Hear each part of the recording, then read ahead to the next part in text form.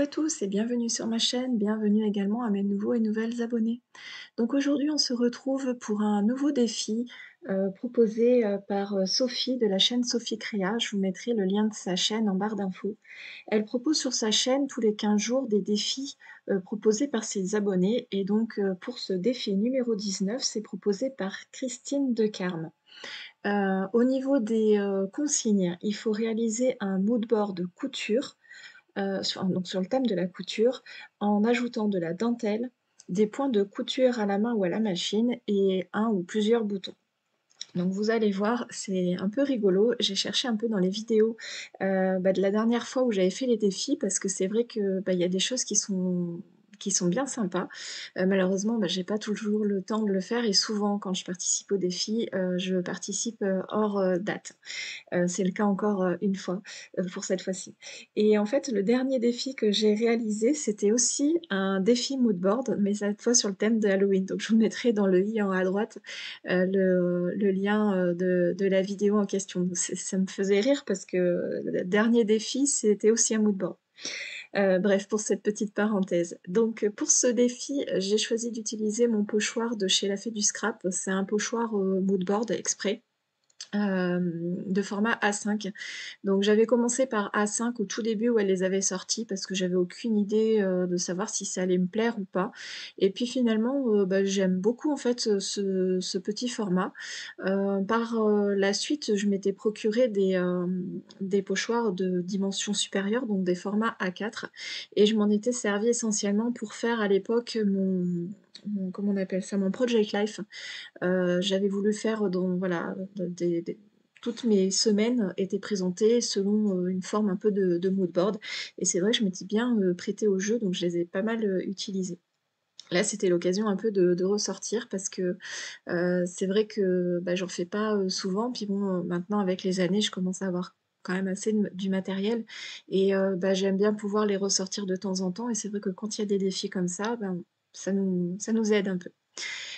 Donc concernant, la création en elle-même, donc vous m'avez vu faire à l'écran, j'ai, comment dire? Bloqué un peu mon pochoir avec, du masking tape, et puis j'applique, mes encres, Distress dessus, donc c'est des Distress, ink.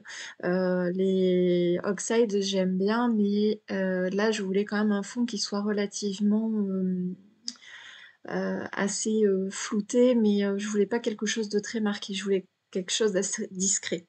Et je voulais essayer un peu de rester dans un style un peu vintage, parce que vous allez voir, je vais utiliser des choses voilà, qui me font penser un peu à des vieux trucs. J'en reviens au pochoir, donc vous voyez, j'ai camouflé avec l'intérieur des pochoirs pour voilà, éviter de dépasser.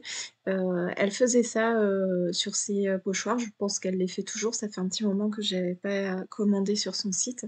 Et j'ai vu que plusieurs autres, on va dire, créateurs de pochoirs font la même chose et je trouve ça vraiment très pratique puisque ça évite en fait d'utiliser du papier, des chutes ou je ne sais quoi. Ça se nettoie très vite et puis surtout c'est vraiment adapté, ça évite d'avoir trop d'épaisseur. J'ai utilisé tout un tas de tampons différents, de marques différentes. Je vous ai rapidement présenté en début de vidéo. Certaines, je les ai pas utilisées, donc n'hésitez pas si vous avez une question sur une marque en particulier de me le signaler en commentaire. Je me ferai un plaisir de vous répondre. Donc là, je m'amuse un peu à faire le fond en fait du mood board, mais on est bien loin d'avoir terminé. En parallèle, j'ai tamponné des petits tampons pour pouvoir les coloriser au crayon de couleur. Là, vous me voyez appliquer, c'est un appareil normalement pour faire des points de couture.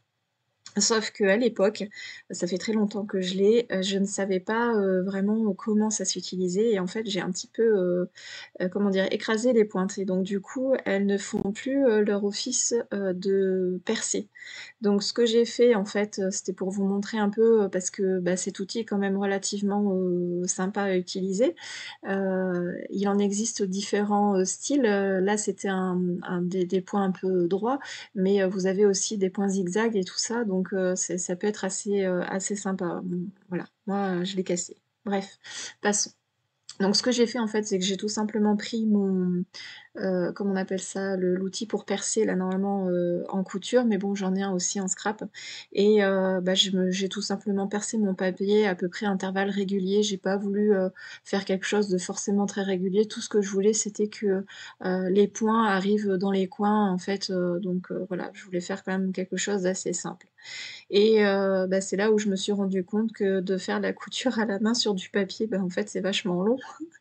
Mais voilà, le résultat, vous verrez à la fin, ben, mérite, d'avoir passé, autant de temps, là-dessus.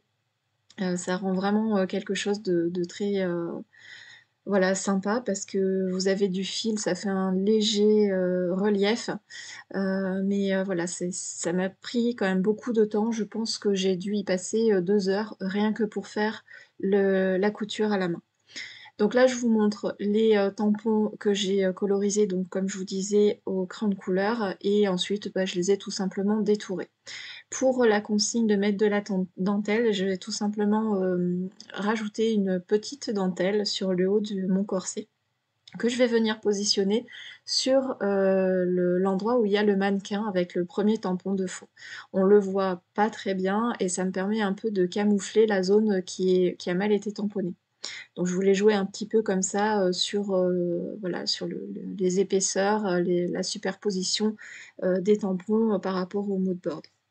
Pour ce qui est, des tampons là que je suis en train de finir de coller, c'est les tampons, de chez, Schwan Flower. J'adorais cette collection, je crois que c'est la collection Victoria si je me trompe pas et normalement, ces tampons-là, ils sont d'un seul bloc et vous avez une ligne pour, matérialiser voilà la ligne de table par exemple et donc moi ça m'allait pas parce que j'avais un trait qui dépassait donc ce que j'ai fait, c'est que j'ai détouré, les petites bobines et ça me permet de les mettre certaines en hauteur et d'autres, plus en bas. Donc ça donne vraiment, du relief et j'ai vraiment pu jouer, avec tout ça.